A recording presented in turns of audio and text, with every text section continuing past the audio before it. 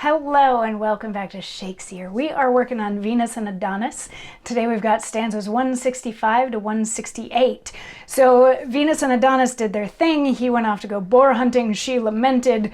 She then went to find him. She was asking his dogs where he was. She saw a boar with blood on its face, so she presumed that Adonis was dead, and she started railing against death and calling death all of these horrible names until she hears a man's voice crying out, and she convinces herself that it's Adonis. In the last stanzas yesterday, it was like, oh yes, she's convinced herself that she's heard Adonis's voice. And stanza 165 continues on with that story, saying, oh, hard believing love, how strange it seems not to believe, and yet too credulous. Thy weal and woe are both of them extremes. Despair and hope makes thee ridiculous. The one doth flatter thee in thoughts unlikely, in likely thoughts, the other kills thee quickly. Now she unweaves the web that she hath wrought. Adonis lives, and death is not to blame. It was not that she called him all to naught. Now she adds honors to his hateful name. She cleps him king of graves, and grave for kings, imperious supreme of all mortal things.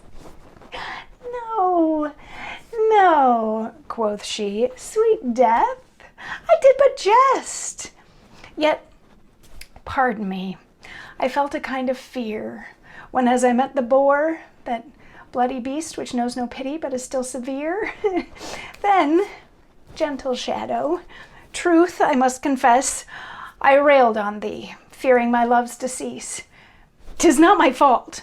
The boar provoked my tongue. Be wreaked on him, invisible commander. 'Tis he, foul creature, that hath done thee wrong. I did but act. He's author of thy slander. Grief hath two tongues, and never woman yet could rule them both without 10 women's wit. So this is lovely. I particularly love these passages because it's, you know, she'd convinced herself that this voice is Adonis, so things aren't quite as bad as she thought. And the first stanza is like, sort of, make up your mind, lady. You're so all over the board, flip-flopping. One moment you're sobbing in despair, the next you're crying tears of joy that he's still alive. And then she also catches herself in the second stanza, and she's like, I was just really mean to death.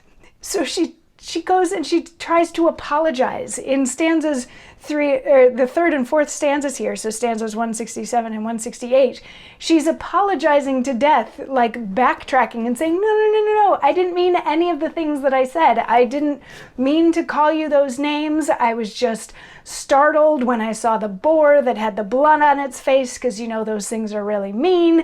And speaking of the boar, you should blame the boar because he's the one that scared me. So really he's, you know, I was just reacting to what I saw, and it was the fact that the boar was there. That's why, you know, you just got called some really mean names. It's actually the boar's fault that we got into this. I was just reacting to the boar. And I love it, first of all, because here we have the goddess of love backtracking and apologizing to death for being angry at it, but also that this exists within the context of this poem. It's this moment that doesn't need to exist, but it needs to exist. And that's what's so brilliant to me about what Shakespeare does and how he writes, is he takes the time to have these cute little human moments, you know, the moment when Adam in As You Like It gets to say goodbye to his home. And this one, there's so many others too, where it's just,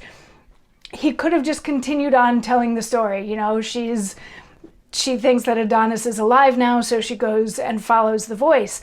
But instead of just jumping immediately there, he lets her catch herself and apologize to death for being a little bit out of line. And it adds so much more humanity to Venus, and it adds so much more humor to the whole shape of the poem. It's just, I love it that these couple stanzas exist. They don't need to. It's like, I don't know if any of you have ever watched Aardman animation claymation things, but if you watch like Creature Comforts and they're talking to a claymation gorilla who is picking things off of its toe and flinging them over there, they had to make that claymation gorilla do that. It didn't do it of its own accord. And like Shakespeare made Venus have this moment, Venus didn't necessarily have it of her own accord. So just thinking about it that way, it's lovely. It brings me joy.